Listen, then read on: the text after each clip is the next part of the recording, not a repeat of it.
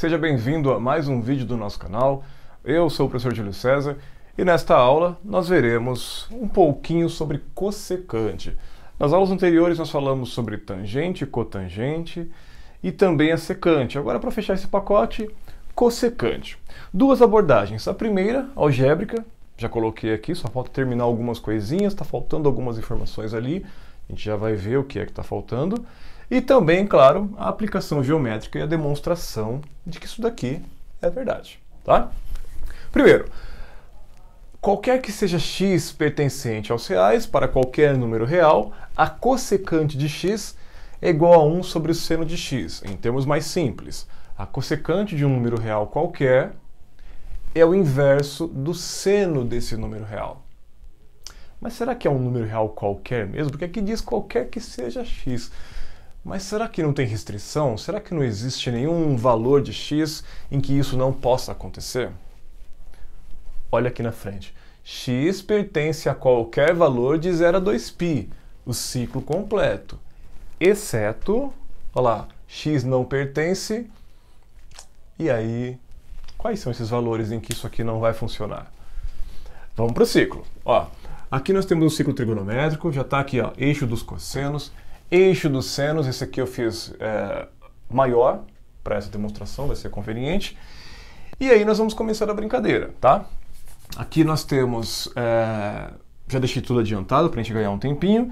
E aí você deve lembrar da aula anterior em que nós falamos assim, ó, se você determina um ângulo no ciclo e traça uma reta tangente ao ciclo, essa reta cruza o eixo dos cossenos. Tá? Vamos lembrar disso aqui, ó. Primeiro, determinei um pontinho. Vou traçar aqui o raio, que é unitário. Só acertar aqui para ficar legalzinho. Aí, ó. Aqui está o raio. Certo? Aqui nós temos então um ângulo que eu vou chamar de x. Vou pintar aqui de roxo.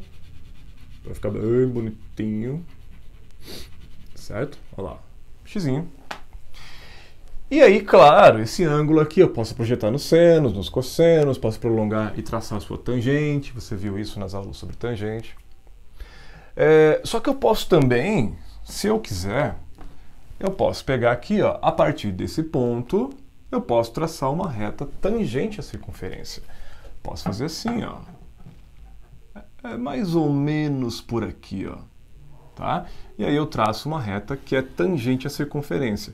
Se eu puxar essa reta aqui até o eixo dos cossenos, você viu na aula anterior que desse pontinho aqui, ó, onde essas retas se cruzam, desse pontinho até a origem, nós temos um segmento cujo comprimento é a secante de x. Vou repetir. Desse pontinho até esse ponto, que é a origem, vou colocar a letra O de origem aqui, ó. De um ponto ao outro, nós temos um segmento cujo comprimento representa a secante do ângulo x roxinho que está aqui. Isso você viu na aula anterior. Agora, se eu fizer essa mesma análise no eixo vertical, no eixo dos senos, o que será que acontece? Vamos ver. Volto com a régua aqui, ó. Vou pegar essa tangente e vou prolongar. Tadã! Olha que legal. Vai cruzar também, da mesma forma, num pontinho aqui em cima. Desse ponto, fazendo uma cor diferente aqui, para dar um destaque. Olha lá. Deste ponto aqui em cima até a origem, nós temos outro segmento de reta. E neste caso, o comprimento aqui desse segmento, a distância entre esses dois pontos, é a cossecante do ângulo x. Secante, cossecante. Secante acontece no eixo dos cossenos, secante, volta, secante acontece no eixo dos cossenos, cossecante acontece no eixo dos senos. É o contrário, tá? Acredito que todo mundo que começa a ver essa matéria imagina que cossecante vai acontecer aqui no eixo dos cossenos, mas não. É lá. Aqui é secante, aqui no eixo dos senos, cossecante. Isso tem que estar claro. Certo, galera? Então, tá beleza. Esse pontinho aqui é importante. Vou chamá-lo então de ponto P. Ponto P. Né? Vou chamá-lo de ponto P. Vou pegar uma cor aqui que eu não usei ainda. Ó, vou chamar de ponto P. O que é que eu preciso para demonstrar essa relação? Além, evidentemente, da cossecante de x, eu preciso do seno de x. Então, eu vou fazer aparecer esse seno aqui no ciclo. Como que eu faço aparecer, como que eu represento o seno de um ângulo ou de um arco x no ciclo trigonométrico? Projetando ortogonalmente no eixo dos senos. Se eu quisesse o cosseno, eu faria a projeção aqui, no eixo dos cossenos, mas eu quero o seno. Então, vamos trazer para cá. Olha lá, estou projetando. Legal.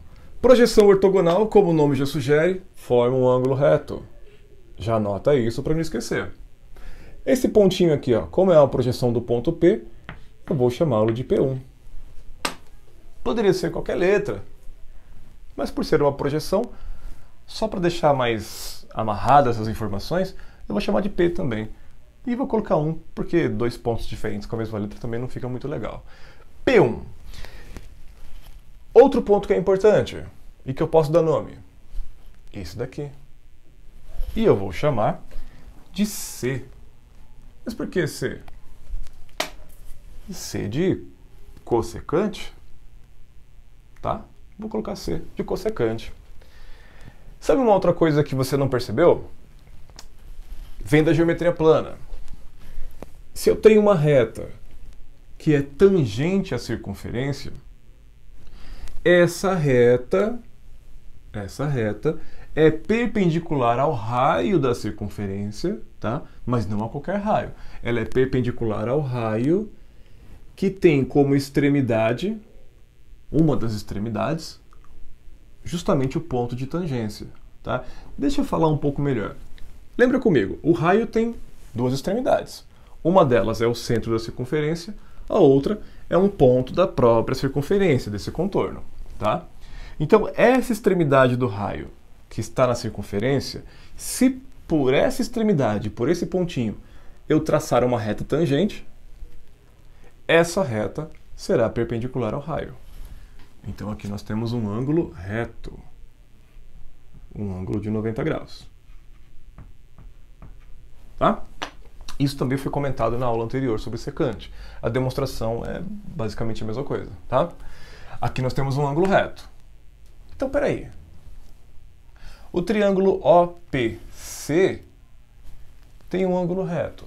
O triângulo OP1P também tem um ângulo reto.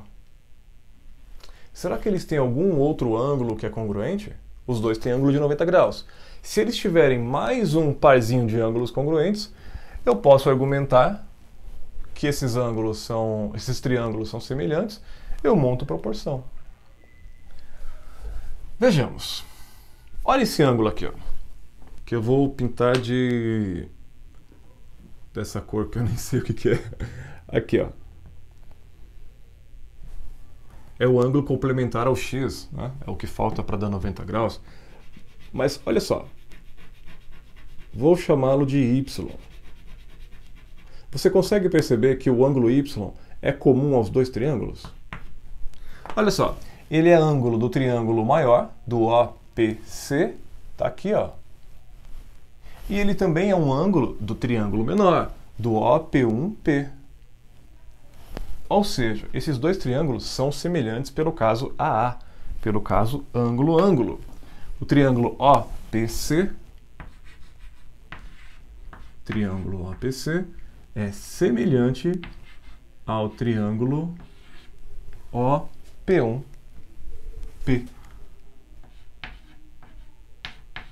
Pelo caso ângulo-ângulo. Se dois triângulos têm dois ângulos congruentes, eles são semelhantes.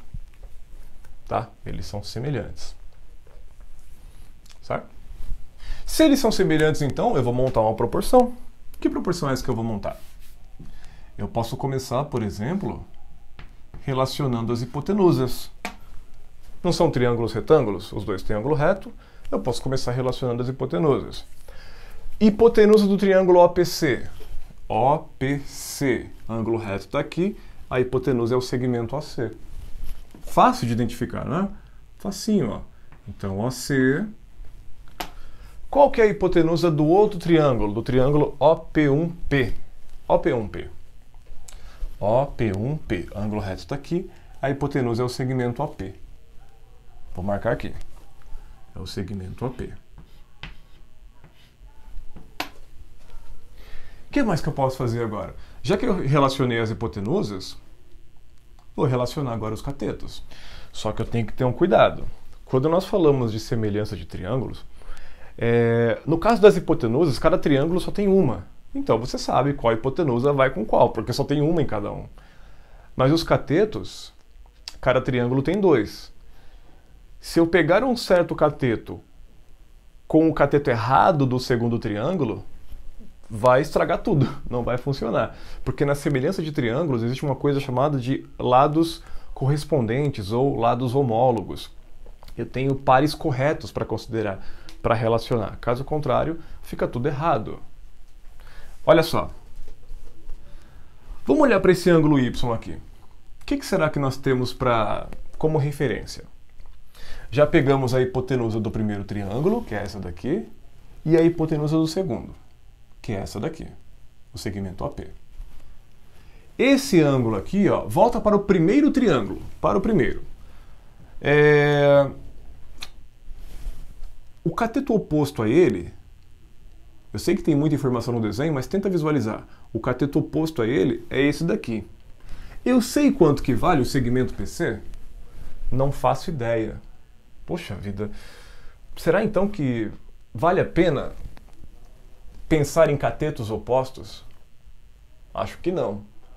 Mas e o cateto adjacente ao ângulo Y? É o segmento OP, que eu já estou relacionando, já estou usando. Isso pode ser interessante. E isso é mais interessante ainda quando nós lembramos que o segmento OP é raio do ciclo trigonométrico. E por ser raio, ele vale 1, porque o raio é unitário. Opa, então eu vou trocar isso aqui por 1 e aqui também? Nossa, perfeito.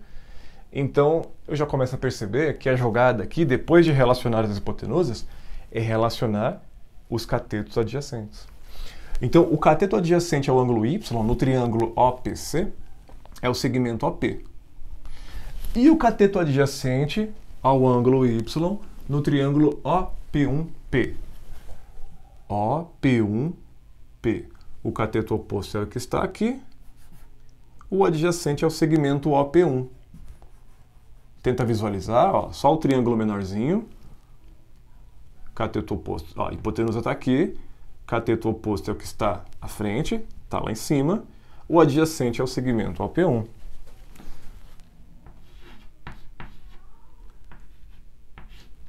E agora eu consigo substituir colocando os respectivos valores.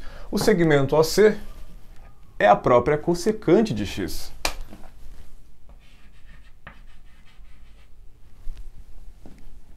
A letra já não é boa. E o cara escreve de qualquer jeito? Não. Vamos melhorar um pouquinho. Aí, agora ficou legal. Cossecante de x. O segmento OC é a cossecante de x. É o que vai daqui até aqui. Tá? O segmento OP, raio do ciclo trigonométrico, vale 1. Vale 1. Muito bem. O segmento OP daqui de cima é o mesmo daqui. Vale 1 também. Agora o segmento OP1. OP1. O que ele é? Meu Deus. Ele é o seno de P? Ele é o seno de P. Que bobagem que eu falei. Ele é o seno de x. Lembra? O ponto P é a imagem do ângulo x no ciclo. O P1 é a projeção do P. Foi aí que eu me confundi. O ponto P1 é a projeção do P. Mas o segmento que vai de O a P1, esse pedacinho aqui, é o seno do ângulo x. Ângulo x, ó. Opa, então, ó, P1 é o seno de x. Como aqui é uma divisão por 1, dividir por 1 não vai mudar nada. Então a cossecante de x é igual a 1 sobre o seno de x. E agora sim, nós terminamos. Nós provamos aquela relação. Mas espera aí. O que acontece se o x for 0 grau, ou 0 radiano? O seno de 0 é 0. E como que se divide 1 por 0? Não dá. Opa, então essa relação aqui não funciona se o x for 0 grau. O x pode ser qualquer valor de 0 a 2π, exceto um certo conjuntinho de valores. Desse conjunto, um dos elementos desse conjunto, que deve ser excluído, descartado, um desses elementos é o 0. Tá? Agora eu vou pôr em radiano mesmo. É o 0. Mas e se o x for π? O seno de π também é 0. 180 graus, o seno é 0. Então o x não pode ser π. Não pode ser 0. Não pode ser π. Vamos anotar aqui, ó, não pode ser 0. Vou escrever 0π, tá? Para não confundir 0 com a letra O aqui. Não pode ser 0π, não pode ser 1π, e no fim da volta não pode ser 2π. Bati no mesmo ponto. Tá? Também não pode ser 2π, porque o seno de 2π é igual ao seno de 0, que é 0. E aqui embaixo não pode ser 0. Como que eu divido 1 por 0? Tá? Então, aqueles são os valores em que a cossecante não se define. Lembra, tangente não existe no 90 graus e no 270? Para a cossecante nós temos essa restrição. Não pode ser 0, não pode ser π, não pode ser 2π. Excluindo esses valores, ela funciona em todos os outros. E aí a relação está demonstrada. Certo? Dá um like no vídeo, você pode se inscrever no canal, isso me incentiva. Espero que você tenha gostado. Se ficou alguma dúvida, se você quiser fazer alguma pergunta, coloca nos comentários. Vai ser um prazer te ajudar, tá bom? Muito obrigado, até a próxima. Tchau!